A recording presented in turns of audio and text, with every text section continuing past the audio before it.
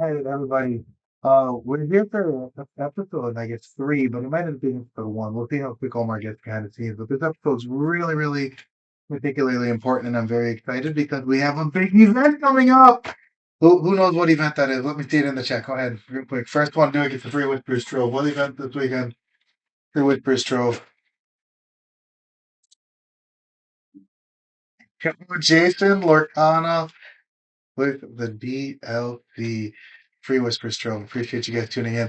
As always, we try to be interactive, have fun, vibe, chill. We do tons of giveaways. Today I got like 7 more troves and an Elsa gift set to give away. So this one is for Jason Lorcana. Appreciate you, buddy. Let me get that written down for you. Yeah, we just write your name right on the trove, rip it, have fun, all vibes, chill, good time, good time. So we do have something special. I'm really really busy today, so I actually we got the team coming in. We got a bunch of people ready to give you guys lots of input advice. But before we get to that, again, we have some major events coming up. We have an event coming up at the Packers Stadium. Along with that, we have the Enchanted Evening coming up, and we hope to see you guys at DLC Richmond this weekend. In case you guys are wondering where we're staying, those are in a previous podcast video. Feel free to get a room there. Maybe you can catch some games. Is that your playmat? Oh, I don't know. That might be. That's a pretty good one. I like it. I like it. You like the backdrop though? We really wanted to have a nice special backdrop for you guys. But with that being said, I wanted to pass the floor on to DKP, and the team's going to take you on from here. So DKP is going to take over right away. He's got maybe a little bit to talk to you guys about. He's got some coaching, so he'll be in and out. But then we got some heavy hitters giving you guys all the ins, the outs, the meta game, well, everything you want to know. So stay tuned. DKP, pass it on to you. Yeah. So maybe you have seen it. I made a comment on someone complaining about how he wasn't performing well, or they weren't performing well. And my tip was just focus on on gameplay instead of deck building, because this, I think, is a big thing that most people, or like newer players, or maybe players who are stuck on a skill plateau, are doing wrong. If you just keep using your limited time, let's say you have like 2 hours per day on spending on Lorcana because you have family and a stressful job and whatnot, then if you just always like use 30 minutes or 1 hour to deck build, to tweak around, you're not really focusing on what matters the most, and which is the gameplay. Of course, I understand that deck building is the most important thing, the most fun thing, actually, for me too. It is just not the most efficient way to gain a lot of win rate. The most bulk of your win rate, maybe even like over 90%, is your gameplay. You can just play the most stock list ever. I can do that too, and just go into a tournament and just play well, and then you will perform. So that's like much more important than yeah, just try to tweak out the last ratios, or like try out the tech card, or maybe even building a deck. Sometimes you're lucky and then you can caught people off guard. But the issue then is just how often does it actually work, right? And you only have so many events, especially right now, because we only have so many events, like 3, and 2 of them are core and 1 is infinity. So we only have like limited chances to actually try to perform well with our list and such. So yeah, that was my advice, which someone took a little bit literally. Like LD then wrote about like how the creativity is dying out because people only net deck and doing this kind of things. And yeah, so my answer to this post was really this one to this complaint was really specific, because it basically was meant for like people who try to get into the high level of competitive, because most people are just starting out Lorcana, or they don't have like, I don't know, 10 years of high level TCG experience, and you all have to catch up to like players like Ed, Thiago, me, Zan. Like there are a lot of people who are just have a lot of high level TCG experience, and to catch up, you just need to utilize your time, because like I don't think that most pros actually like did a specific plan or something up till this year's. We all just just played and figured out everything by doing it, but we did it for years. So we have like even though we didn't do it efficiently, we had like a good head start. And that was like the main argument here. So he was like complaining about how the creativity was dying out. And then I was like, not really, because the meta always evolves somehow. And if you create a new deck, then and it's good, it will be the new meta, and then everybody's the same again. And yeah, the end result was basically that he was really sitting on the argument that the the creativity should be like the main focus. And I'm like, yeah, sure, that only applies to someone who's really experienced in TCG. I think these kind of people can just go out and use the fundamentals that they already have to develop new decks. While I'm saying, okay, if you're a newer player, or actually a new TCG player, you should always focus on um, just improving at the game. And then as a follow-up, I posted this, which kind of like goes into the future of Lorcana, because I also had these kind of discussions in just the recent times. Like all TCGs have the same core issues. That's something that I think most people overlook when it comes to talks about Lorcana and all the dooming you see on social media. Like, oh, this is wrong for the game, this is wrong for the game. And most people, I realize, are kind of new to TCGs who are dooming about Lorcana, and or they just didn't play all the other TCGs at high level, because almost every complaint they had was at some point also complain about another game, or still it's the same complaint. Like complaints about the meta, like you should play One Piece, or you should play Riftbound or something. Like Riftbound is new, so it's fun, but just wait for a bit until people get used to it. Like the non-games are still are like crazier than Lorcana, so that exists for sure. In One Piece even more, especially right now. Yu-Gi-Oh even more. Like all these kind of games have it. And the most important thing, I think, is just you need to find your focus and your goal when you are playing or approaching a TCG.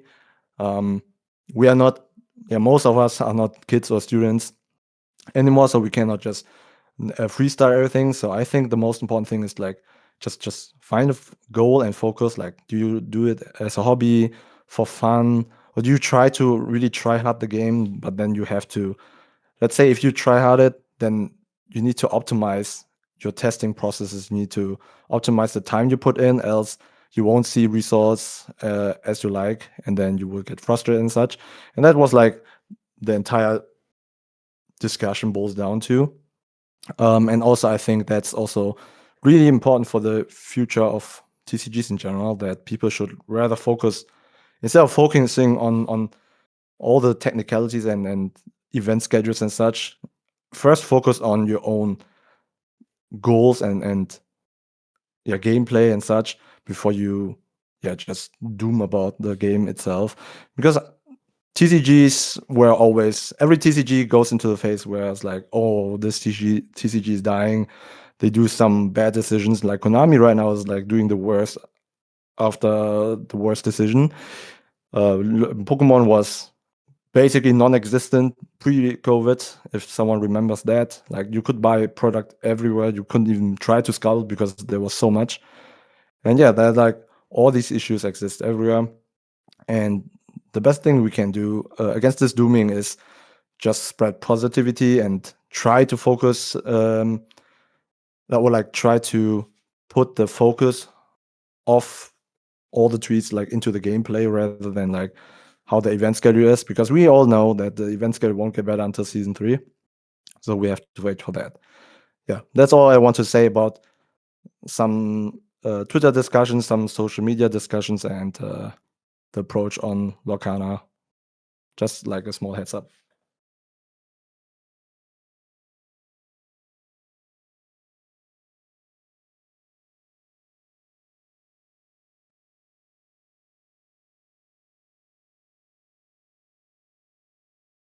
All right, let's talk about Richmond, guys. Enough of the DKP mumbo jumbo. So, for DLC Richmond, this is kind of what I predict the metagame to look like. Of course, you can't be exact, but I predict it'll be somewhere within a couple percentage points of this. It's gonna be really, really different than some of the other DLCs that we've played already this format, just because the deck under the most represented deck is not going to be anywhere near as high as it has been throughout the other DLCs of the season. I think that Purple Steel will be significantly more represented than the next most popular deck, probably like twice as much, if not more. So basically, these numbers are kind of going off some of the other ones we've seen, and then kind of just making some estimations based on what's been popular, what some of the other ink decks metagame breakdowns have looked like. And so I think Purple Steel will make up about a third of the room, kind of similar to what Blurple did in the first DLC of last season, which was in Bologna, where it was 36% of the room, which is the most any deck has ever been played ever. So I think you certainly need to have a plan for how you're going to approach the Purple Steel matchup with whatever you play. There's, of course, some decks like Green Yellow Dogs, which are considered to be super strong, but aren't considered to have a super great Purple Steel matchup. But that deck has some reasonable game into Purple Steel. You're probably not winning half the time, but you're probably somewhere close to 50%. And then you really are dominant in some other matchups. But I think it's really important to make sure you have a plan on how you're going to approach the Purple Steel matchup. And then I think the next most popular deck is going to be Blurple, along with Green Blue. Again, super strong decks. I think Blurple is a deck that has a lot of people who played it last set who kind of want to continue on playing it. Of course, there's going to be some overlap with some of the Purple Steel players just because they're the people who want to play what's considered to be the top deck in the meta. Last set in Milwaukee, Purple Steel and Blurple made up about 55% of the room. So this estimation is kind of on track with that.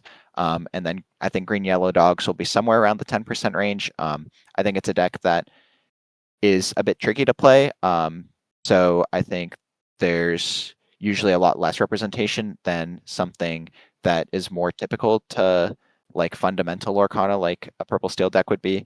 But I think that a lot of people recognize how strong it is. And last season in Milwaukee, it was only 6% of the room, but it made up 3 of the 8 top 8 decks. So it made up 37.5% of the top 8 when it was only 6% representation. So it's clearly an incredibly strong deck that the people who know how to play it are going to do super well with it. And then I think some of the other contenders in the meta will see these decks popping up like Red Purple and Blue Steel and Amber Steel. But these decks, it's very possible to go throughout your entire tournament run never having seen them. So it's a bit less important to be prepared for them. Does anybody else on the team have anything that they think will be more or less, or some other points they'd like to add? Yeah, sure. So, I mean, given this information, what do you think is the best deck to be playing into this spread? All right, Kendall, you're going to answer that question. Maybe it's Purple Steel. I don't know. If you're comfortable in Purple Steel mirrors, it probably just has the most even spread into everything else, right? Yeah, I think like kind of secret, like slightly underrated one is Blurple, even though I think it's going to be the second most popular deck. It's a deck that can beat Purple Steel, and then you're also not too bad into anything else. A lot of the lists right now are starting to play a lot of one-cost characters to really utilize the Demona, so they're able to hang in a little bit better against some of the more aggressive strategies like the deck has struggled with slightly before. I think that it's typically still been good against like Amber Steel in the past when it was going first, and with the addition of all these extra one-cost characters, I think it really has a lot of game. So I think Blurple's pretty well positioned. I think a green-yellow dogs player who has practiced the purple steel matchup a lot and knows the kind of ways that you can try to eke out an advantage. I think many less experienced purple steel players will have a really hard time navigating the Emerald Chromacon, and then will be able to pick up losses when they really could have been navigating the game in a way that they would have been able to win. But any deck that's represented by over a third of the field is not going to be played well by a giant percentage of them. So I think it's not the end of the world to not be able to always beat purple steel. I think as long as you have something that lines up well against the other decks, you can play something that's good enough against it. Yeah, I was honestly surprised that this past week when I was testing blue purple into green blue and dogs, I was still winning games. So blue purple's probably just the most consistent sapphire deck. I don't know. Green blue is able to look at a lot of its deck, but sometimes it does low roll. The high roll is incredibly unbeatable, though. Yeah, Ed, you were playing a lot of green blue this set, and you even brought it to the DLC in Singapore where you made the top cut. How do you think green blue kind of lines up into this metagame? Yeah, I mean, I think green blue has a really good matchup into all the purple decks. I think another angle that people are trying is like the detective angle. I know a lot of like like Blurple players are trying to like dump their hand very aggressively, right? Like double ramp into like Demona, stuff like that. So I think the detective package also has some viability if people are not playing around detectives and are just playing around Clarabelle. But yeah, I mean, yeah, sometimes you just don't find the pieces and you lose, but I think it's just a matter of like how fast the meta is. If people are becoming more mid-range, then I think green blue becomes a better deck. But if everyone's trying to go under, then obviously green blue is going to have a lot worse time. I mean, I was kind of looking at some, I guess, going to like set champs from this past weekend. Saw a lot of results of like purple steel actually winning the tournaments and Blurple making a lot of the top cuts. And I think it's probably due to that. I think Hades and Demona are actually better in Purple Steel than they are in Blurple. Like, yes, you can play them a turn earlier in Blurple, but I think you can utilize the cards better in Purple Steel, in the form of like Strength of Raging Fire, and people are running a couple like copies of Thunderbolt, and just like going wide in particular, right? So I think the gap between Purple Steel and Blurple has kind of closed. And I've seen even people like, play purple steel on the draw and, still win that like 2-1 or something. Whereas I think in the previous format, like it's basically impossible to win, or a lot harder to win on the draw as purple steel. Yeah, I agree. I think Blurple's a deck that I was kind of looking at a lot for this tournament. I thought in like on paper it seems kind of well positioned, but I feel like the deck has been struggling a bit going second. I think it just doesn't have a ton of really strong tools to fight going second, because now you've turned into this like board spam deck with like this Demona, and you have this like Hades 5 cost, which is like not that good going second, and then you have all these like a high volume of these like clunky cards that are bad on the draw, like the Woodchuck Guidebook, along with those other ones I just listed. And you don't have the elephant. The elephant doesn't take over the game like it did last set, so it's really able to stabilize you. Sometimes you'd play these cards like TikTok, which would also stabilize you very hard. And then just casting a second star in the mid game would completely end the game, regardless of if you went first or second, because you were just able to play so many cards the following turn to catch back up. And so I think the deck just doesn't have that many great tools to fight going second. So that's the thing that's kind of making me a little bit wary about playing Blurple. But I think that the deck is a lot more flexible, and so you kind of are a bit better into some of the other matchups where you're struggling with a bit before, even if it makes you worse into purple steel. I think the deck just has like a much more flat matchup spread than it did last set. And then finally, I'll just say that this little estimation thing that I put together is somewhat similar to a lot of the set champs data that's come out. The biggest thing is just that in the set champs, blue steel is a little bit more popular than it's shown here, which could certainly be also the case in the DLC, because a lot of the people who are playing set champs last weekend are going to be playing the DLC. So maybe blue steel is slightly underrepresented in this, and maybe purple steel's ever so slightly overrepresented in something like this. But I think this is just kind of give you guys a general idea of what people are going to be playing. If we want to move on to the tier list now, if we can pull that up. So this is kind of what we think other people are going to play. And then now we're going to transition into talking about what we think we want to play, and kind of the reasons for it, kind of the strength of some of these decks. Like, there are decks that are not going to be super represented, but we think are super strong. So like a deck like Green Yellow Dogs in Milwaukee was not represented hardly at all, but it was the most dominant deck of the tournament, right? And so here is kind of what I put together. This is how I would rank the color combinations. I think these top 4 decks are really the kind of decks that are going to be super strong no matter what. I think if you bring one of these 4 decks, there's really not much you can complain about throughout the tournament. Like, all of these are super, super solid choices. I think Green Yellow Dogs and Purple Steel are slightly better than the other 2. I think the consistency problems of the Sapphire decks, not because you're going to miss ramp throughout the tournament, more so just because over a third of the time in your opening 7 cards, you're not going to see a ramp spell, so then you have to send all 7 back to find a ramp spell, and then you're not able to fully utilize the altar stage, which is really powerful to make sure you have a very strong curve throughout the game. So those decks kind of have that consistency problem. So I think throughout the tournament, it's not really something that I would enjoy as much as Dogs or Purple Steel. But then this next group of 6 decks, this red, purple, blue steel, yellow, purple, amber steel, green, purple, and green steel section, I think are all decks that if you've been practicing and you really like where your build is at, you certainly can take them and find some success. I think some amount of players will find success with them. And then this final tier of all these Ruby decks, I would probably shy away from, unless, if your only goal is doing well, is making day 2, making top cut or whatever. I would probably rather play one of these other color combinations.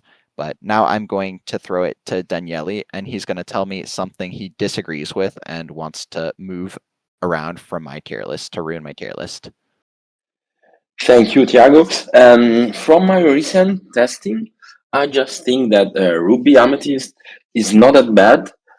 For the rest of the tier list, I completely agree with you. But I think Ruby Amethyst is kind of good because as a good matchup, since it's like a very curvy deck.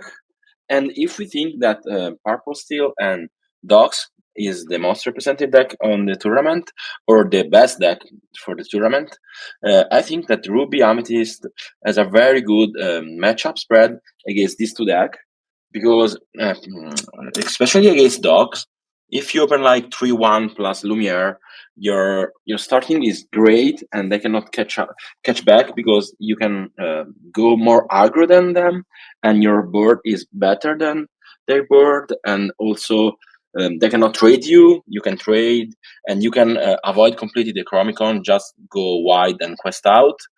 So probably I think that Ruby Amethyst should be like tier 2. That's my only argument for your tier list. And what do you think about it?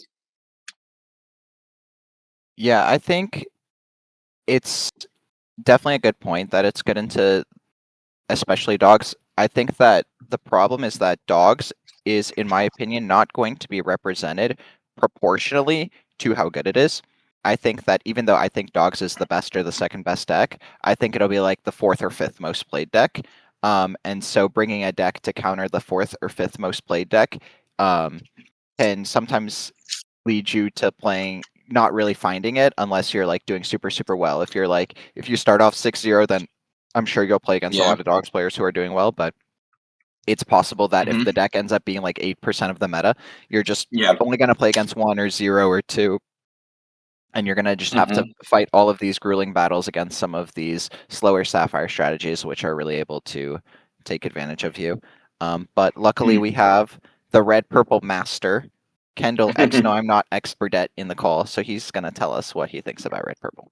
Yeah. But we have Ed in the call. Oh, true. I don't know. I agree that red purple is really good into Dogs, but Dogs, like we said, will be between 5 and 10%, like 10% on the high side. And green blue's like tied for second most played deck, and then I feel like that matchup was just really unplayable. Like that's the whole reason why I'm just not even playing red purple right now is I wasn't able to beat green blue really consistently. You have to hope they stumble or you're literally fighting for your life. So I would just choose I not think. to play. I mean, you probably play more red purple than me, but like, I think I only learned how to play against red purple like this past weekend. Because I was playing green blue, and I mean, I won a set champs, and my top 4 was red purple, and then my finals was red purple. And I realized the issue I had before when I played it at a CCQ and I lost was that I was like too all in on the Prince Philip plan, and then people would just play library, right? I think library really made the matchup like. Actually, I would say it's actually RP favorite if they find library. But what I realized was like if you just go for the Clarabelle plan, even on the draw, you're actually favored into that game plan. So I think most people are maybe just playing the matchup wrong, and that's why I feel like green blue was like kind of unfavored, but maybe now people are not making that mistake. Yeah, I think it's a big theme across red purple's matchups where it ends up being a big problem that the deck doesn't have any interaction with the opponent's board until the 5th turn, where you unlock your Headless Horseman and your Elsa, and that's why a card like the Clarabelle Shift Line becomes really, really powerful, because even though the Clarabelle Shift Line costs 5, they're a blue deck, right? So they are ramping towards it. So you make sure to always get it before the red-purple can play their interaction, and so it really makes them pretty helpless. And then if you are able to combine that with a song, they are typically in a very, very difficult position. Someone who played blue-green, though, last set to a top 32 finish in Bologna is Mr. Rob Haan, and he's going to tell me something he disagrees with on my perfect tier list. Oh, your perfect tier list. Perfect. Well, I have. It's perfect. Yes. I'm not as big on blue green this set as I was last set, to be honest. I don't know. It feels like moving over to the Prince Philip package, and maybe it's just me playing the deck wrong. But I don't think it's quite as powerful. It's definitely still a good deck, though. But you usually were like really good against the aggressive decks, like for instance Dogs, which right now I don't feel is the case because they are able to play Mowgli. That just disrupt the game plan so much. Yeah, and you also lost things like the Baymax Shift Line, which was such a big cornerstone of the deck last set, particularly whenever Especially you have my these, builds, yeah, that's true. Yeah, whenever you have these like big uninkable cards, like they end up kind of warping your game plan and your matchup spreads. So I know you were playing like 3 of those before, so it made you super strong against them. And then some of the aggressive decks have even fallen out of favor. Like we don't see as much Amber Steel as we did last set. So it kind of makes sense why they're kind of moving away towards that. But I do think blue-green has quite a good matchup into purple-steel. The blue-green players are playing really heavily towards trying to assemble the Prince Philip combo, and purple-steel has a really difficult time answering that. They don't really have enough pressure to be super aggressive before the combo comes down. Their decks typically play like 49 one-questers. Like the deck is really, really not as fast as advertised. So you're not really able to pressure the blue-green players that well, and then you're not able to answer the Prince Philip 9 cost super well. So if it comes down on turn 5 or 6 and clears your board, it's really, really difficult to finish out the game, especially if they went first and you're really, really low on lore. It's kind of hard to refill the board while also having played around Clarabelle moving up to that point, because that's one of the really powerful things about blue-green is that it kind of puts you in the spine where their most powerful cards are the Clarabelle shift line and the Prince Philip combo, and the Clarabelle shift line incentivizes you to dump your hand very quickly, and the Prince Philip shift line punishes you for dumping your hand really quickly and wants you to hold refill. But if you're holding refill, then you're going to get really punished by a Clarabelle plus a Song. So I think it makes sense why the deck's doing super well in a lot of the European CCQs particularly. It's been super dominant. It's been putting up like 6 copies in the top 16s and 3 copies in the top 8. This is like as much as Purple Steel plus Purple combined in some of these tournaments. So it's doing really, really exceptionally well. In CCS, I believe it had like 5 copies in the top 16 or something ridiculous like that. So the deck is certainly putting up results, but it's a deck that we don't really ever see winning tournaments. I think that the first thing that people talk about when they're talking about blue-green is how it has some consistency issues. And so I think that it's really difficult to make your way through a 5-round playoff bracket after you've made the top cut to pick up the trophy. But I think the deck has been having pretty strong results in the CCQ circuit. And so I would definitely not be surprised if there's quite a handful of copies in the top cut. Oh, certainly not. It is still a very powerful deck, but I think it described it very well. The consistency issues have not been fixed. All right, now you gotta place it. You gotta place it gotta place it somewhere. Oh, I still think it would be like will likely make the top cuts for sure. It probably bounces somewhere in between there and could win the tournaments. I mean, I guess you could, but you have to get you have to solve the consistency issues by drawing good. Not a bad strategy. Wait, I was gonna say, I think the Yeah. consistency issues did get fixed. Like, I think adding like the Cindy's and being able to play like to develop in the visions. I mean, we still got to do that before. I know some of the older iterations didn't run develop because we just wanted to develop like a 1-cost like Bobby Zemersky in order to like shift Baymax. But I think now, like in the current, whatever stock version that I'm running, I think a lot of the consistency issues was fixed. It's just a matter of like how fast the meta is, right? Like obviously we're going against red purple and they get to do like the Diablo, Sisu, Genie line. If you don't have specifically like Sail or Tipo Sail shift Prince Philip, you'll probably lose the game. But if they don't have that, actually, I think the deck stabilizes like fairly quickly, like within like turn 5 or 6, and you can most likely keep your opponent off the board for the rest of the game. So I think the consistency thing has been fixed a little bit. You also run a lot less uninkables now with like only Hades and Cindy in the mix. So yeah, I mean, I guess that's just how like my thought process was for that. And you talked a little bit. Go ahead.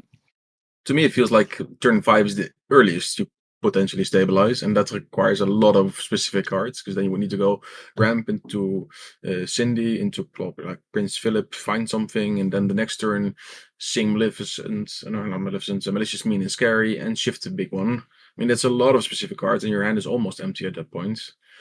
So realistically saying, I would say like you can do it turn 6 maybe, which is sometimes just too late. Yeah, or I mean, I your guess opponent for could me, also be at a very high lore total. Yeah, I mean, a lot of the time, maybe I play differently than people, but like I do keep a lot of the pieces like on the draw for the Prince Philip combo. I guess like my framework for the deck is like if I'm on the play, I go for Clarabelle, and then on the draw, I go for Prince Philip. Like, yeah, that's like kind of an oversimplification, but I think for the most part, that's like what I try to go for, and I try to keep the combo pieces. And even sometimes if you miss ramp on turn 2, for example, like let's say you decided to be greedy and you kept like Prince Philip and like a Malicious, Mean, and Scary, but you didn't keep ramp or you didn't find ramp. I think it's totally reasonable to play like Visions and then Prince Philip into like a Cindy. I think Cindy fixes the problem a lot where you miss turn 2 ramp, and then after that you can do the Prince Philip combo, right? So I think, I don't know, from my kind of experience, like anecdotally playing the deck on the draw, Like, yeah, you see the combo a lot on turn 5, like almost certainly on turn 6. And if your opponent doesn't open like the super nuts to kind of run you out of the game, I think you have a good shot at winning. We've seen a lot of different builds of green blue. You talked a little bit earlier about the detective version.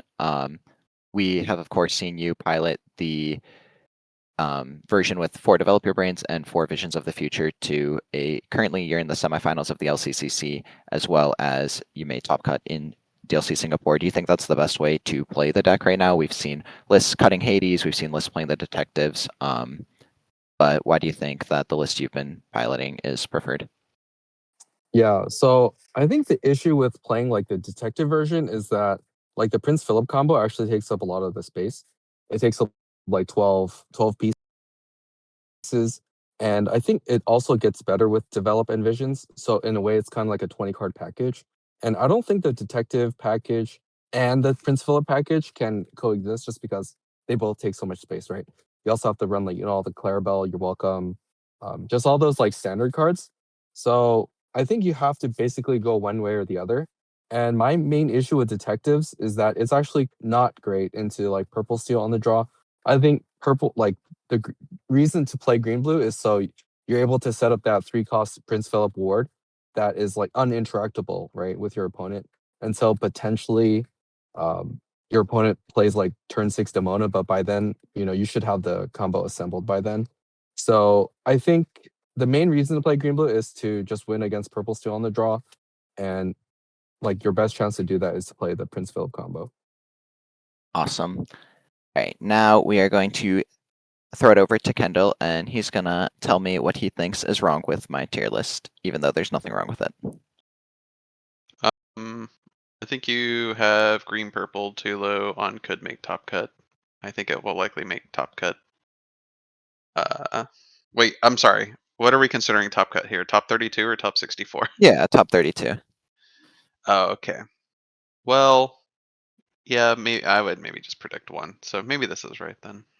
But What I kind think of that build of green purple do you think is going to shine? There's so many different builds. There's the new burn variants. There's the Brainiac versions. There's the like kind of value boosting bounce versions, as well as some more aggressive versions that aren't quite the burn versions. I think the burn variant, if it just hits good matchups. I know when we tested it a little bit, it could just never beat dogs, but again, dogs will just be the best deck in the room that's not played the most. You have a very good chance, I think, of just hitting like a bunch of Sapphire matchups, and then that deck was pretty good into all the Sapphire decks, and surprisingly was still good into Purple Steel. I guess like before playing the deck, I thought it struggled a little bit. It would struggle a bit into Purple Steel, but I surprisingly won a decent amount of matches against Purple Steel, but I never won any match against dogs. So Yeah, you will probably play dogs 0 to 2 times. yeah. I was also surprised by how good the green purple burn deck is. I think there's a couple keys when you're building it that not all of the lists are doing. I think it's really important to play Royal Guard. Your deck is not a burn deck in the sense that you're trying to end the game on the 4th or 5th turn, like some like yellow purple hyper aggro decks have been in the past.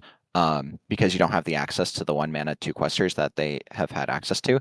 So your deck is really trying to play kind of a slow game where you are using your items, the Amethyst Chromacon and the Enigmatic Inkcaster, to kind of build a like slow burn engine where you're able to close out the game. So I think it's really important you play a card like Royal Guard, which helps you kind of bodyguard your other questers, kind of like a Calhoun protects a Diablo in a purple steel deck. As the Diablo's questing, they don't want to challenge back into it because then the Calhoun will eat their character.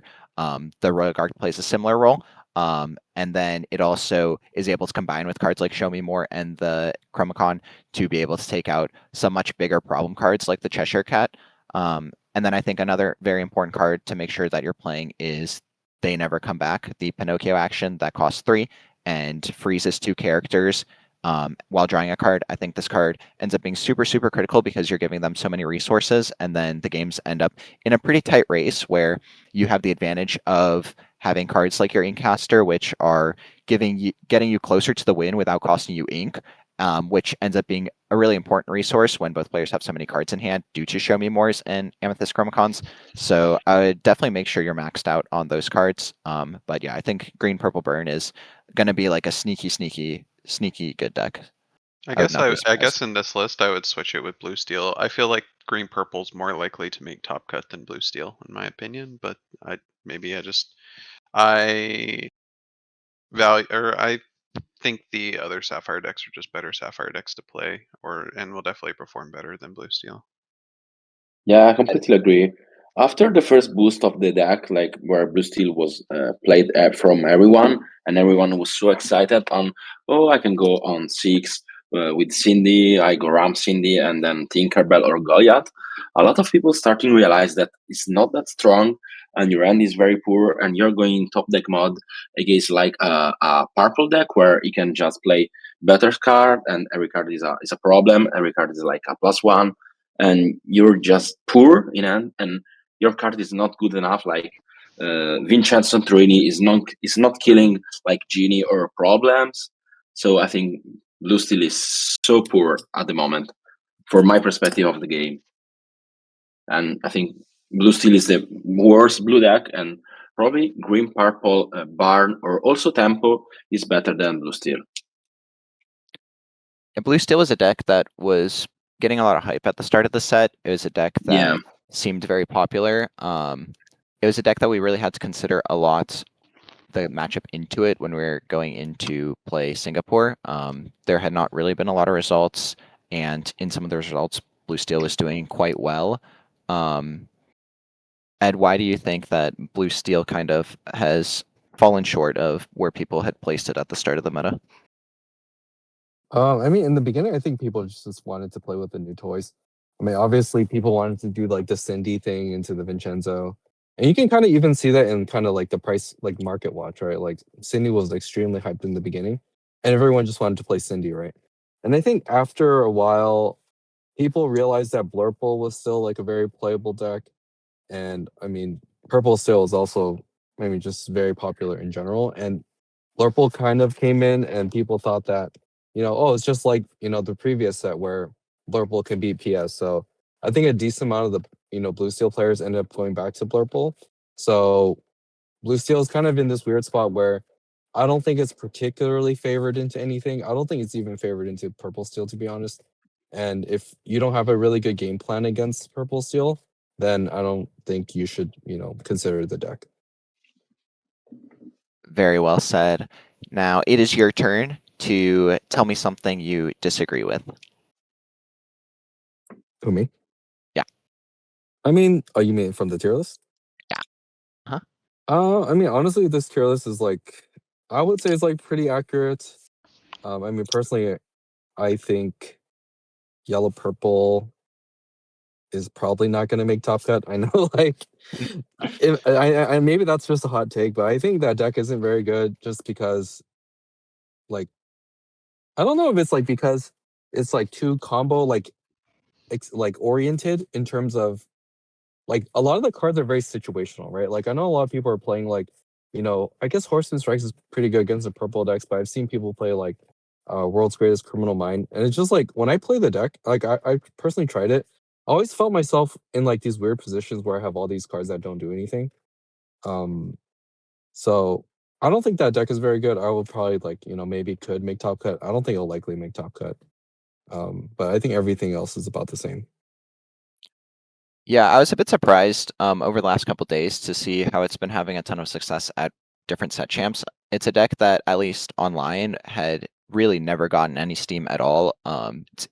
I don't think I played against it a single time since like the day after CCS. And so I was a bit surprised to see how popular it has been in different people's set champs. I think it's somewhat possible that a yellow purple player will just get paired into like 7 purple steels or something, and then 7-0 them, and then go like 3-2 in the other matches, and then kind of fumble their way into the top cut. But I do think that it's kind of just going to be a numbers game of how many people bring it, because if a ton of people bring it, then a couple of them will get these really, really crazy matchup spreads where they play against a very, very narrow field and are able to kind of take advantage of the deck's really, really polarized matchup spread.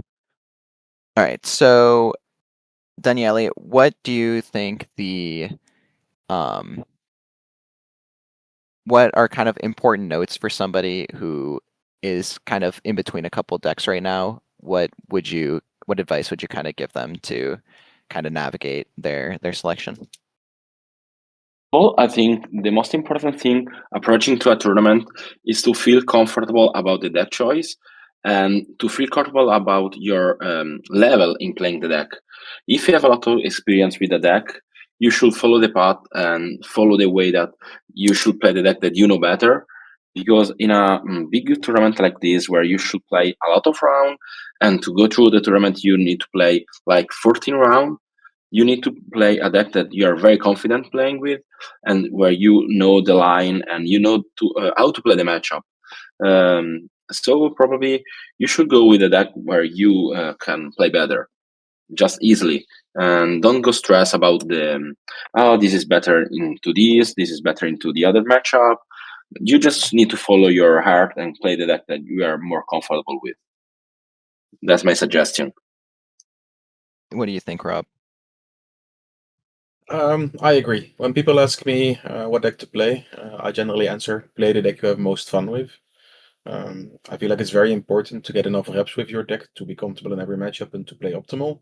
And the only way for you to play enough reps is to actually enjoy playing those reps. So even if the deck is slightly worse than what you're describing, like even if it's like yellow blue, for instance, if you're excellent at playing it, your chances are going to be better performing well with that deck than one of the top tier decks that you've hardly played.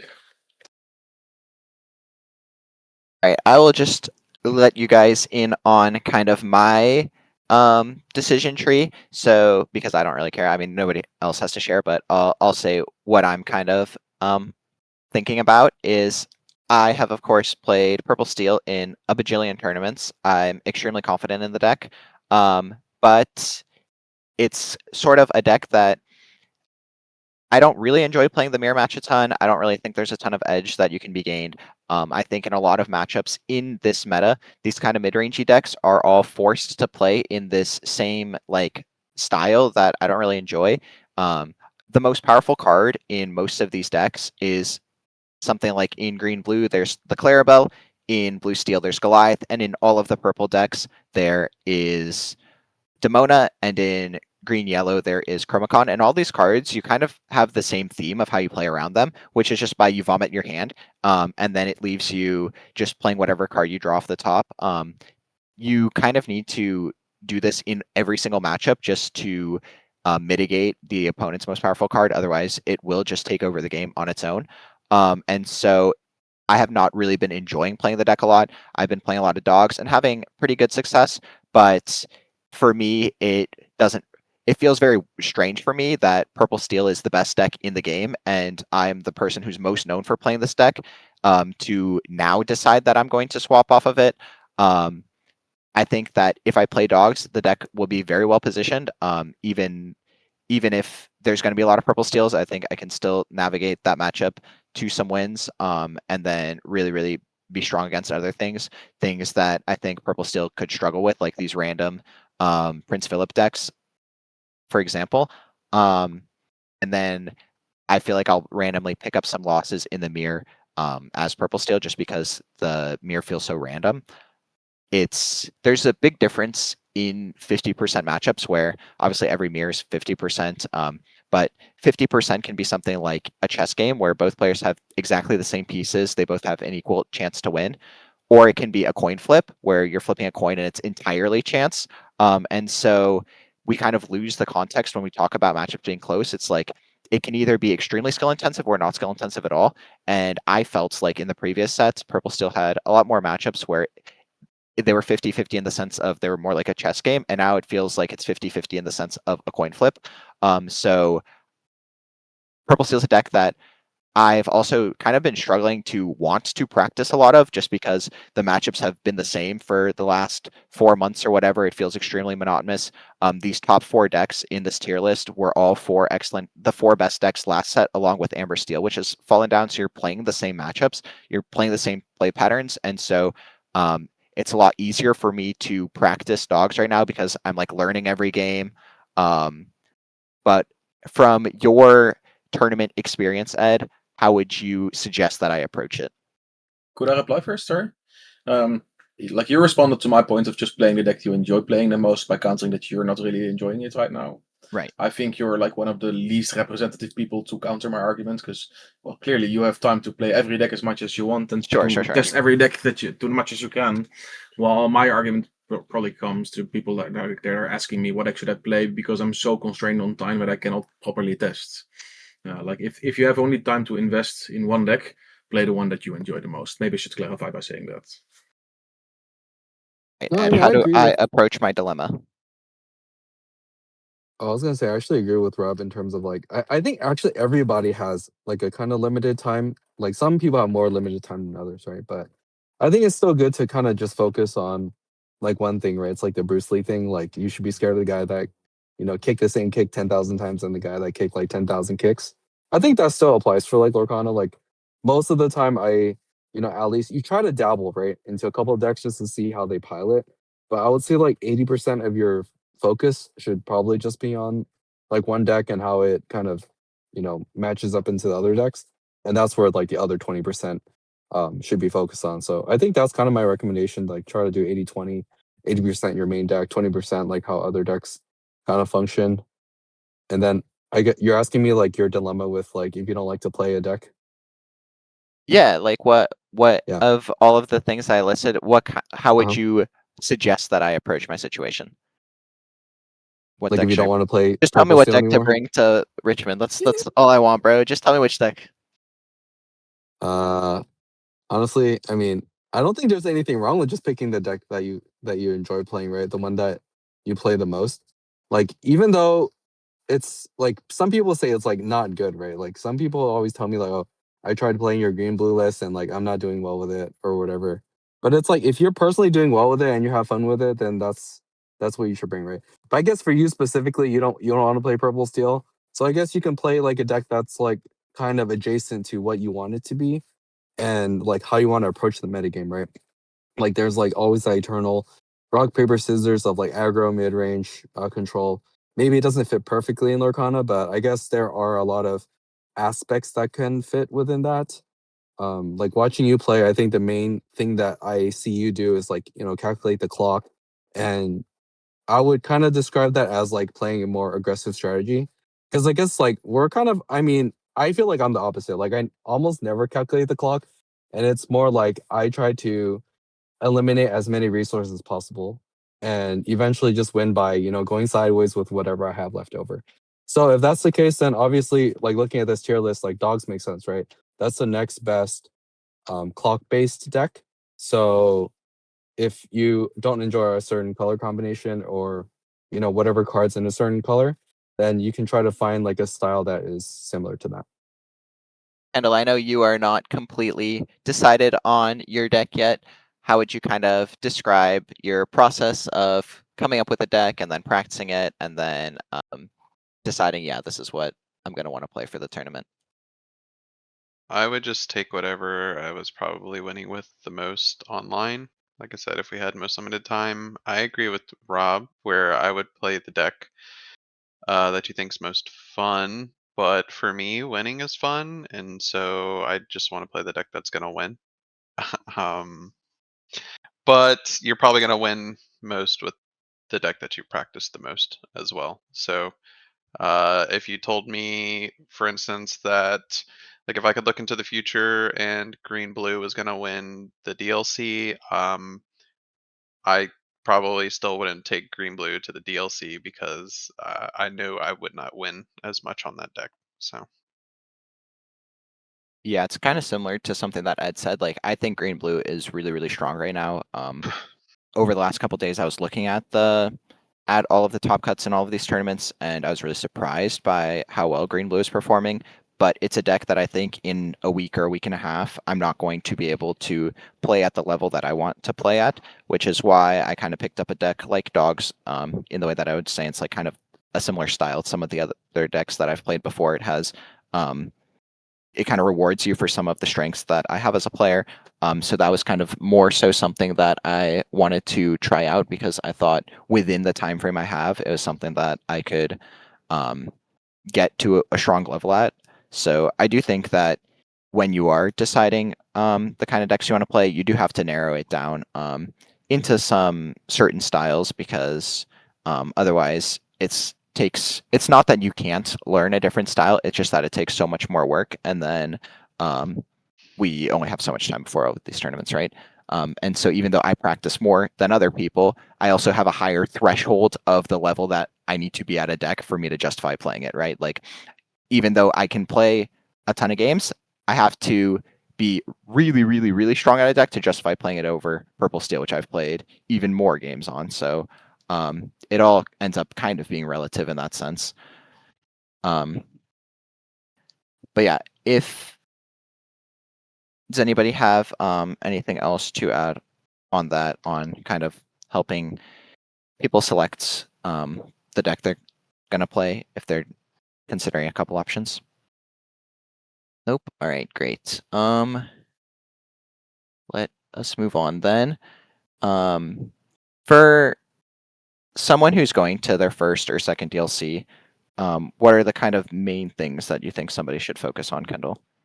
If they've played a handful of tournaments before, but they went to a DLC and they didn't really do as well as they would have liked, but now they're heading to maybe their second DLC or their third DLC or something like that, how should they kind of frame the tournament? You mean like tips overall, or? Yeah, like what kind of mentality should they have going in? What kind of goals should they have? What should they be prioritizing? Kind of the stuff outside of actually playing the game.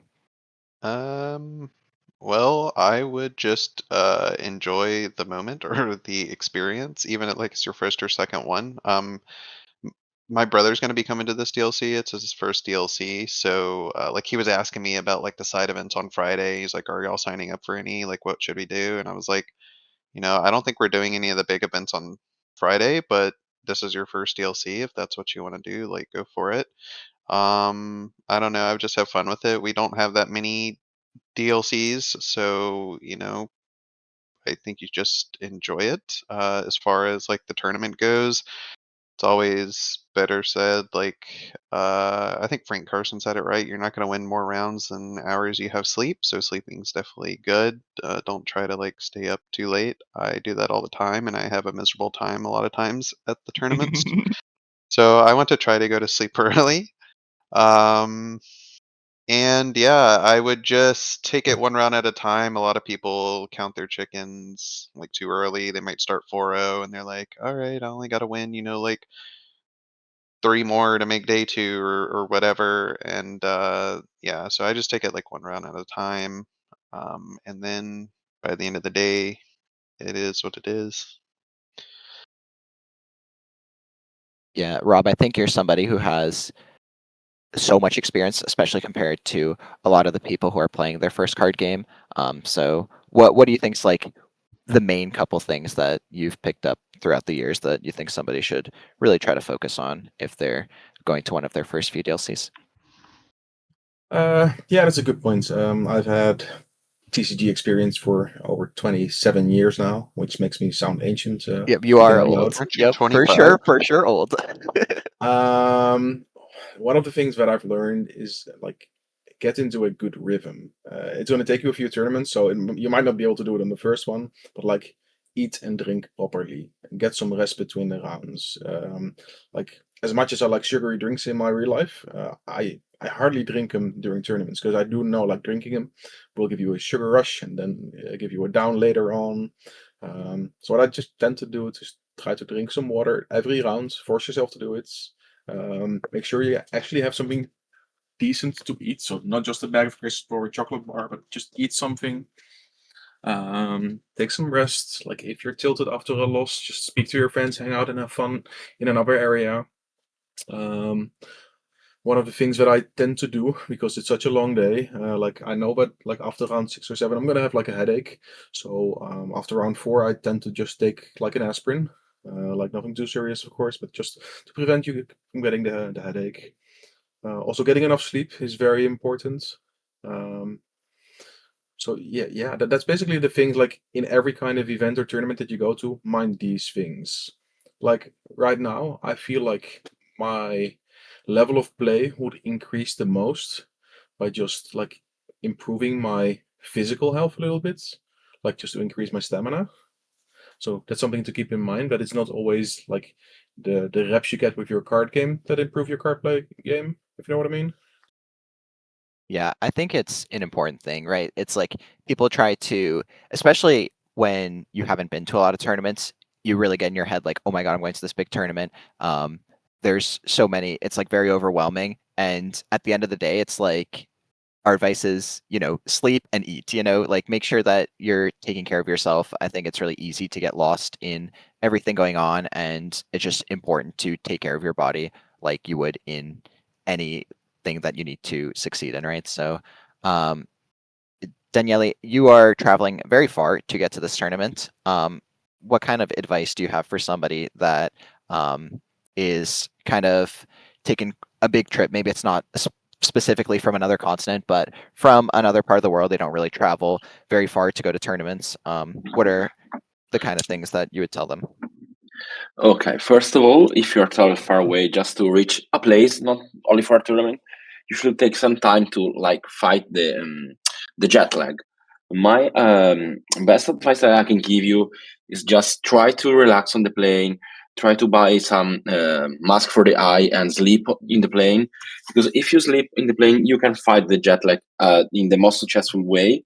I'm traveling a lot for work, so I this is my best advice: just sleep in the plane and like put your earphones and take some relaxing music. Just force you to sleep in the plane so you can relax when you just land, and you don't need to like die in the bed, because if you die in the bed, you will fuck up your sleeping schedule, and you need to be relaxed and to be prepared for the tournament, also with your mind. So just relax yourself, don't stress a lot, because traveling is very funny. You can meet a lot of people, you can get in touch with new people, you can learn a lot, you can eat very good food, and you definitely need to enjoy the trip. Also, if the tournament goes bad, you have a good trip and something to remember. That's my best advice while you traveling for any reason.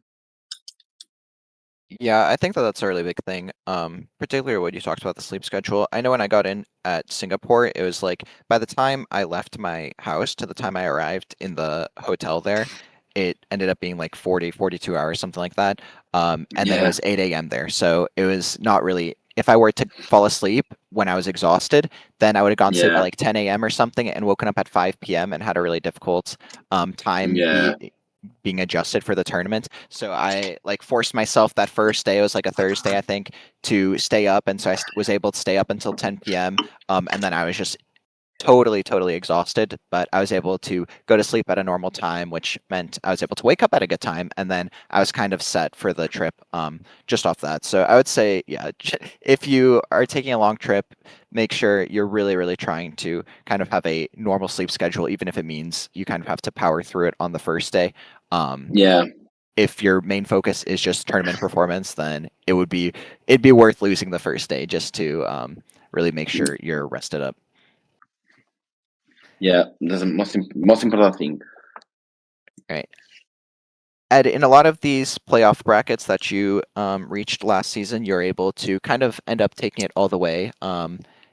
You were not really eliminated at the very early stages of these top cut brackets. What would you kind of say to somebody who is finding themselves further than they were expecting to go, or further than they've been before, and they really feel the pressure mounting up even in the late rounds of Swiss? It feels like every single game, if I lose this, then I'm out of contention, or in the top cut, if I lose this, then I'm out of the tournament.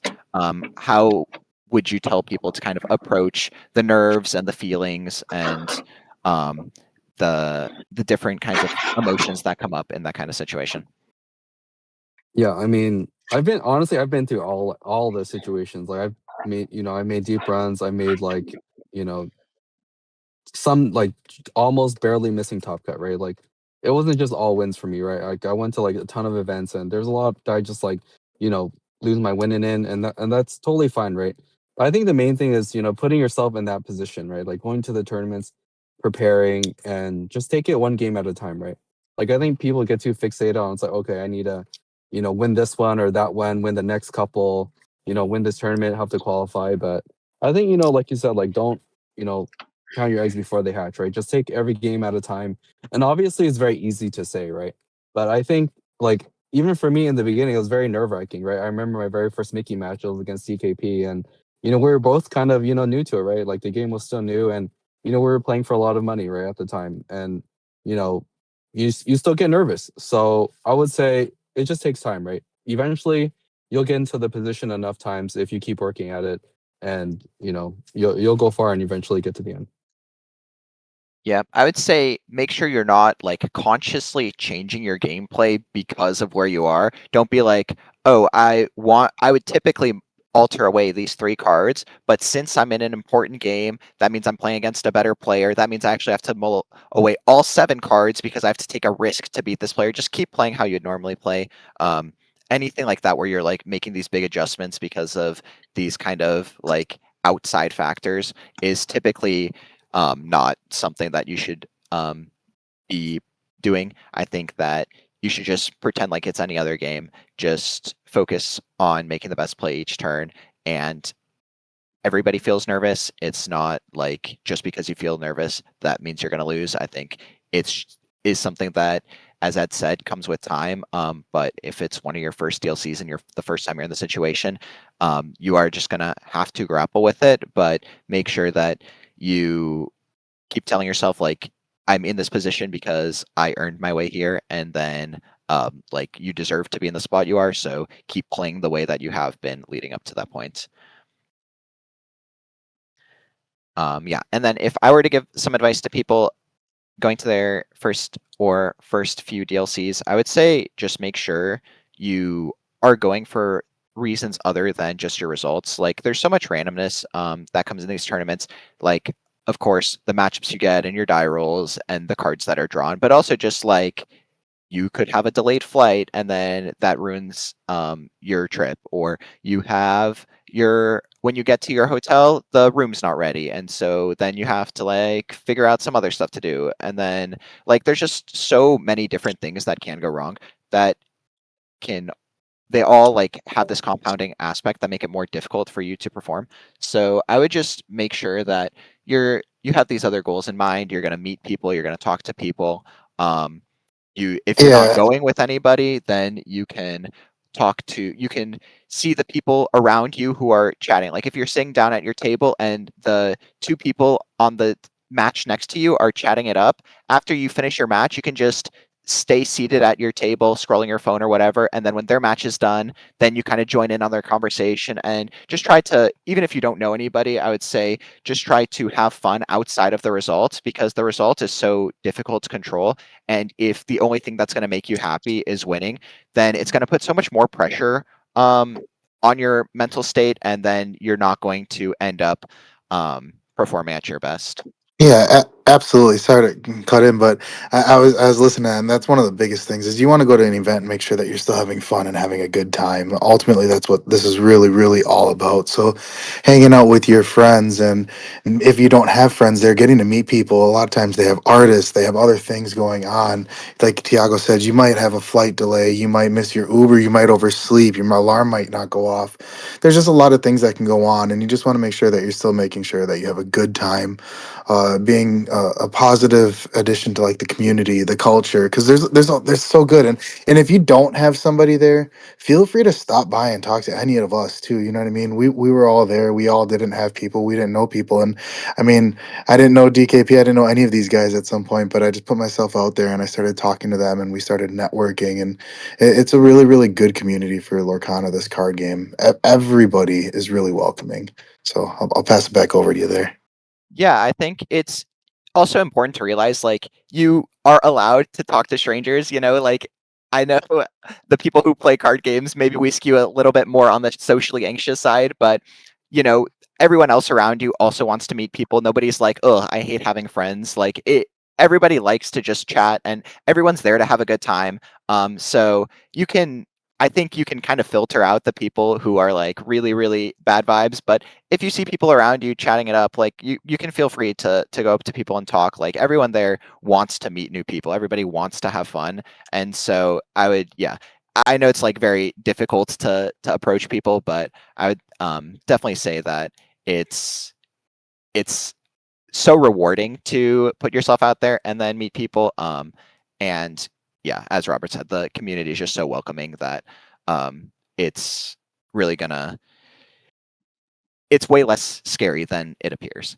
But we did have a new person join us. We have Mr. Patrick here. Patrick, how would you tell somebody, what kind of tips would you have for somebody who's going to one of their first DLCs? Well, it's a cool question because my first DLC was actually a big win for me. It was the first time I was playing in person, because before I was a digital card game player, so I played a lot of online tournament. And then when I went to Chicago, it was like 1,000 player in the same room, and that was a lot of pressure and a very different feeling from playing in the basement on an online tournament. So yeah, I think it's just think about one game at a time, the one you're playing, and even if there's like 1,000 people in the room, you're only playing against one of them at a time. So just focus on this one. And then yeah, I did top 16 that tournament, so that was a day 2, and everything was new to me. You need to like give your deck to the judges and stuff. They do deck check, they do a lot of stuff. So I think it can be stressful. By the end of the day, I'm just playing one game at a time and not even looking at the prizes, because sometimes as soon as you start thinking about prize, you start to play worse. So just play the game as if it's the first one of the tournament, and everything should go good from there.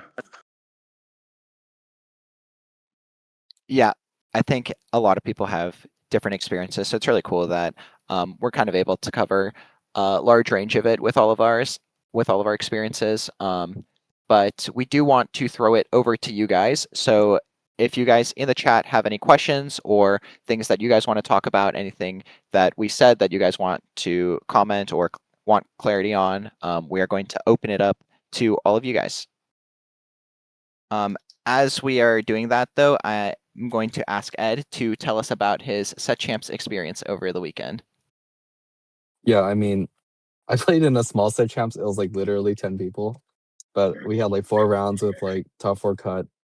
And I played against, yeah, like I said, 2 red purples in the top cut, and I played against 1 mirror, a blurple, 2 PS, and I think I drew the last one. So I mean, the meta is still like fairly diverse, but obviously like a lot of the purple decks are still pretty prevalent. I still felt pretty comfortable with the deck. I mean, obviously, like I did lose a couple of games where like I just don't find the combo in time, but I think that's one of the differences in like 2-game format versus best of 3 that I've kind of noticed. Like I remember last season when everything was 2-game format, you actually had to play like a really consistent game to not drop a single game, right? But I think now you can play slightly inconsistent. Like, okay, I think green blue is definitely less consistent than like last season's like red purple, for example.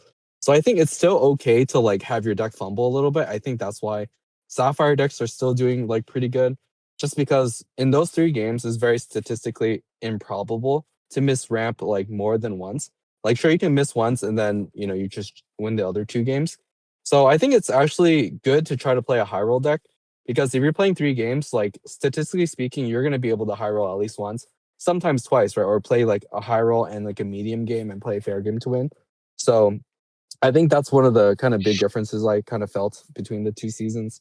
Just being able to play a more high roll deck because you have more, chances to do so. Yeah, that makes a lot of sense. And good thing you're able to take it down. Otherwise, I would have made fun of you. But do we have a giveaway ready for everybody before we get into the questions? No, okay. Let's do some of these questions real quick then.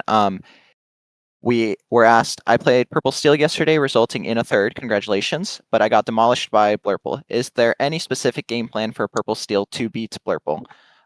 Yeah, so I think the most important thing is, of course, playing around their combat tricks. This means Cheshire Cat and Bell in particular. These cards have these really, really swingy effects where if they're able to be used to their full potential, they are the most powerful thing that either deck is doing. If Belle is able to banish a character with her on-play effect while healing their character while developing a 4/4 body that quests for 2, like this 9 or 10 inks worth of stats coming down on the fourth or fifth or sixth turn. So it's just really, really game breaking. So you want to make sure that you are very careful with the way that you quest your characters in the mid game to kind of not give them that opportunity. So something that frequently happens is you'll play your 1 cost, 2 cost, 3 cost Genie curve, and you'll have Strength of Raging Fire, but you'll opt to not cast it on the 4th turn to instead wait the next turn to be able to sing it with your Genie, so that the character that has to exert to sing with it is not something that's able to be challenged in by one of their characters, and then have the damage moved with Bell or Cheshire Cat to take out another one of your characters. The matchup now really revolves around Demonas, so you have to... The matchup depends around Demona, so you have to kind of make sure you're keeping track of that and thinning your hand and making sure that they're not able to cast it and take a lot of efficient challenges while not drawing you a bunch of cards. So I think that that's something you need to keep track of. Their deck is also trying to kind of play to the board very quickly, so you have to kind of leverage the fact that you have Strength of Raging Fire, which is a 0 cost card that banishes their 4 or 5 cost character, and that's kind of your tool in the matchup. They have the Hades, which develops a body while banish one of your characters, so it's very similar, but yours comes early. So you're kind of trying to snowball the game from that sense. I would say you really want to focus on your mid-game card draw tools like your Genie, your Dumbo, your Hades, your Demona.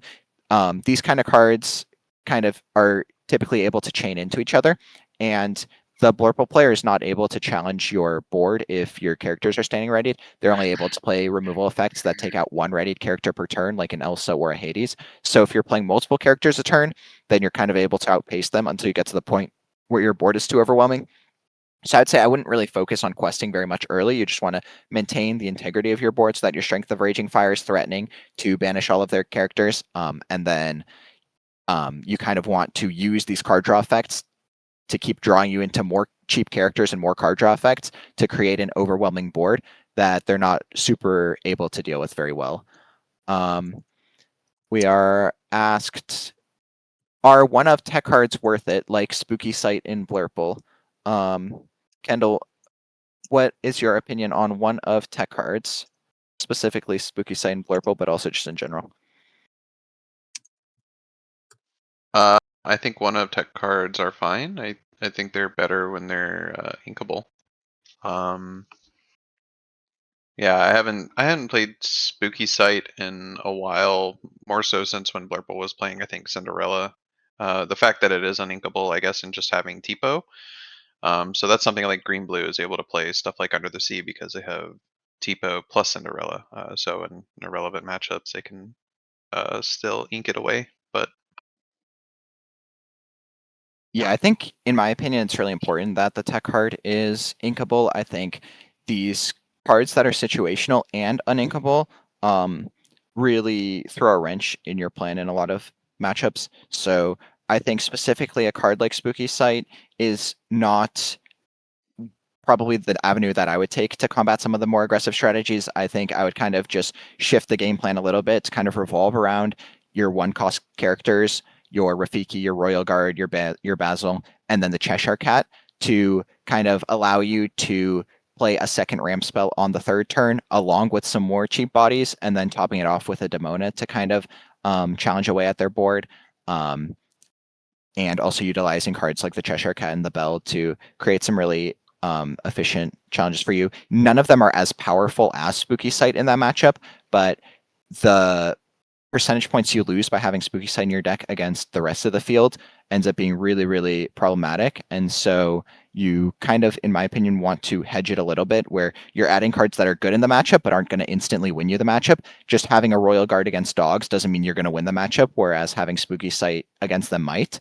But it'll make it so that in the rest of your matchups, you're still able to kind of play the game how you want to play, set up the lines you want to play, because if you draw one of these cards, you can just ink it. I think a card like Spooky Sight in Blurple, I think a lot of the Blurple decks right now are also revolving around Demona. So having a card like this, which is taking up one of the slots in your hand size, because Demona wants you to have as few cards in hand as possible. So if you're able to unload everything in your hand and still have a Spooky Sight, your Demona's worse because it's only drawing you 2 cards. Or if you're not quite able to get rid of everything, then it's only drawing you a single card. And so I think that it ends up having some issues in that kind of sense, especially in this meta where a lot of these decks have effects similar to Demona. Maybe it's not specifically Demona, but it's a Clarabelle in a green deck, which is another way that's like punishing you for holding these cards. Thoughts on the Grimorium? Is it bad? And or 4-drop Demona over Iago with Blurple Steel or Blurple? So I'm going to ask this question to Patrick, who is our Grimorium expert. He loves playing this card and has played it more than anybody I know. It's funny how playing it more than anybody is not that much, but still, I think it can make sense in Blurple because you can go with the Blurple item deck, which had some success with. It's very surprising and very fun to play. So usually your opponent won't know what to do about it. And in that deck in particular, when you can play items for free with the Tamatoa, you can bring back item with the Copper Bag, or even you can play Oswald, then it's better because paying 3 to play this item is super slow, so you need a way to still like come back, and you obviously need all of the 8 Demonas. But as soon as you start to get 1, 2, or 3 even on the board, you have a very good clock at just exerting newly played character, and then you can also attack directly with the Demonas into them. So you can stabilize by challenging, but also make lore because of exerting characters. So I think it has potential in purple item, but I wouldn't recommend it in any other deck. I think it's too slow. Yeah, and then on the point of having these illusions when people are playing the tech cards for it, and then you mentioned specifically Improvise. I think Improvise is the only really, really excellent tech card for the Vanish cards. I think the other ones are a little bit too expensive, and so even though I think you should still play Hypnotic Strength, it's not game-breaking to cast a Blurple player casting Hypnotic Strength on your Giant Cobra on the 3rd turn and then not being able to develop anything alongside of it just because the 2 ink that it costs kind of ruins their curve.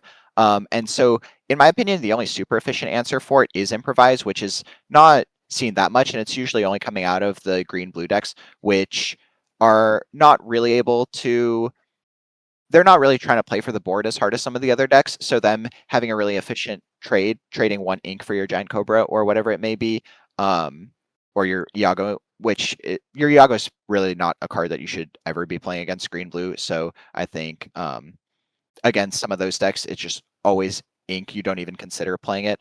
But if it's in Blurple or a Purple Steel Mirror and they're having to play Hypnotic Strength, it can typically slow down their turn enough. And then the extra card advantage that they get it by being able to cast a removal spell and draw a card, and then you not getting a replacement card back, ends up mattering much less in this format than in other ones because both players are playing Demona in that sense. So having a single card in hand might just mean that when a future Demona comes, you'll draw 1 less card, and then the card advantage will kind of get equalized. I think the specific power of those kind of 2-for-1s is really mitigated in this format. I think the biggest problem with Demona in Purple Steel is that in the mirror, you have all these Captain Hooks and Calhouns and Cheshire Cats. These things really lock down the board early. So the Demona kind of doesn't accomplish anything that your board hasn't already accomplished. And so having this 4-cost 1-quester in your deck that's really clunky and is susceptible to getting stoned by opposing Demona 6 costs can be really detrimental.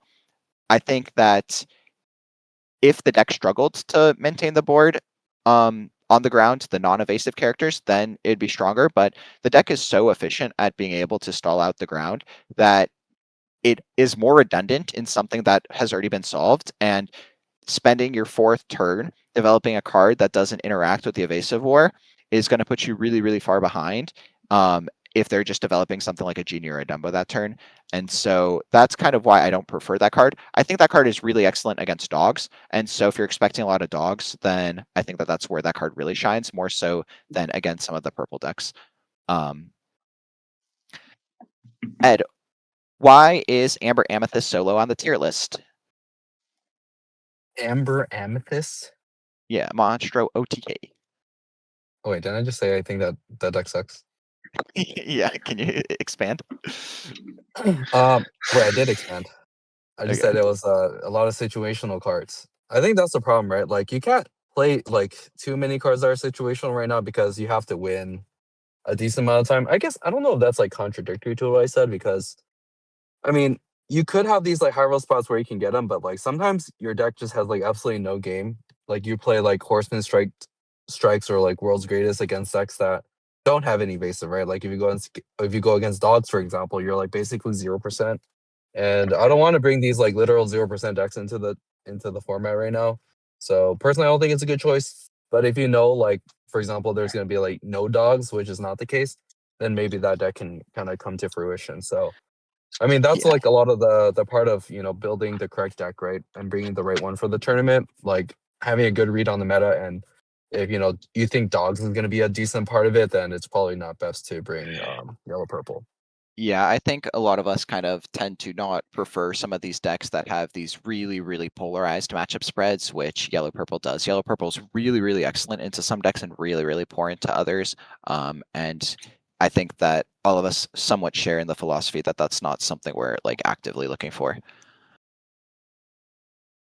So Kendall, you're saying you're playing Cinderella in Blurple, or you're saying to play Cinderella in Blurple?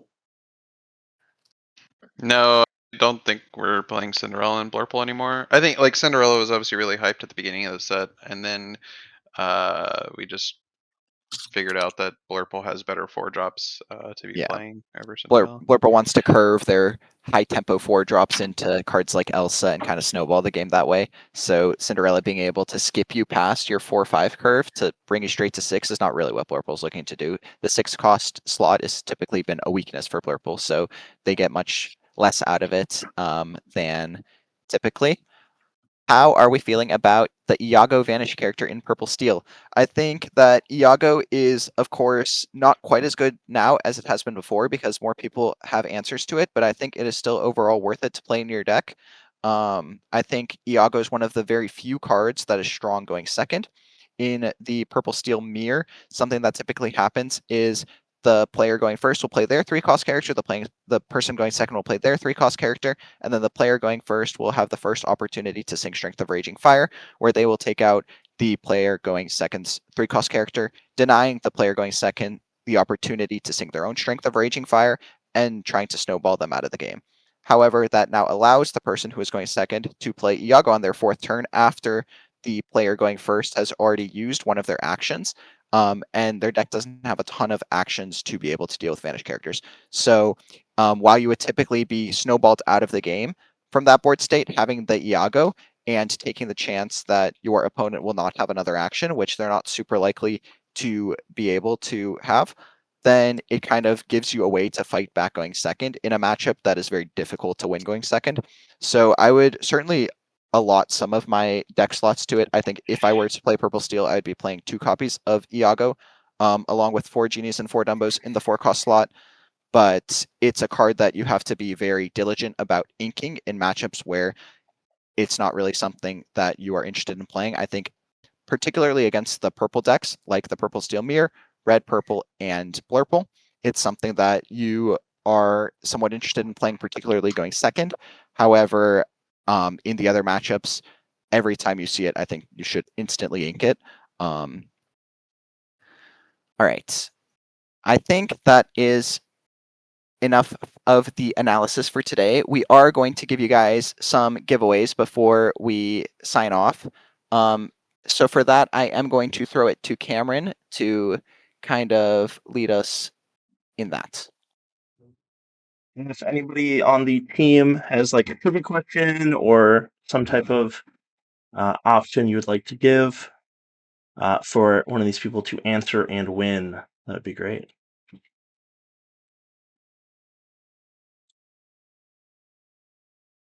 Yes.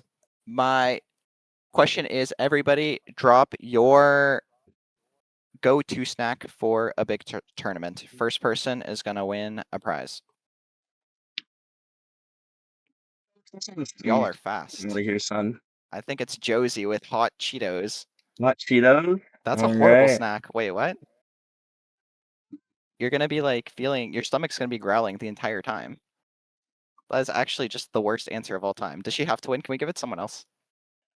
Shout out Josie. I think we have plenty of giveaways here. I think. Okay, fine. I think she can get this one. All right, All right. congratulations, Josie. The next question is going to be given by Kendall. Kendall is going to make a question. No, wait, I want snacks. Wait, I take it all back. Please. All right. Kendall, what kind of question do you have for a giveaway?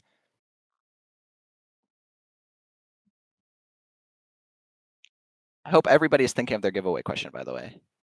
Yeah. I'm having a hard time thinking of one. All right. Danny, do you have one? I'm back. Yeah, I want to know what's your favorite enchanted. The first one reading their favorite enchanted win a prize. Yen Sid. That was fast. Yancy. Wow. Dude. Diablo. Crazy reaction times. Diablo. Dude, somebody block Congrats, Shark. Shark. Yeah, No, Diablo is the best enchanted, that is bro. a horrible answer from Shark. He is No. losing all of the privileges. Horrible answer. All right. Okay, I got one. Kendall. It's a trivia question. What were DKP's 3 color combinations for his World 29? Ooh. What? Hot Gator, what poll. is that? P.S. Dogs RB. Do we give it to him? You said color No. combinations, and they got all the color combinations correct, but Yeah, dogs. It was not no. Color combination. Dogs is not a color combination. Oh, also he won already. So on mobile, hard to type. Yeah, we got some. What were the We got some 3 killers color in here. combinations? PS and red blue. All right, Ethan. I it's think he's the Ishmael. first one. All right, Purple, taking home steel, this yellow, trophy green, gift box. red, blue. It was not, in fact, dogs. It was yellow, green, hyper aggro with the worst warded 2-questers you've ever seen in your life. Some of these cards Oh, you have man. never heard of, like this Hera card. What is this? Bro, Olivia Flower Charm. Yeah. Flower Charm. That's a 3-quester. All right. Yeah. We got 5 more giveaway, guys. We got 5 more giveaways. Luckily, Ed Oh. has a question for this one. Actually, since Ed is super special, the first 2 answers to Ed's questions will win boxes. Yeah. Tropes. All right, which deck did I win with my 2 win? Which deck did Ed win his DLC and Continentals?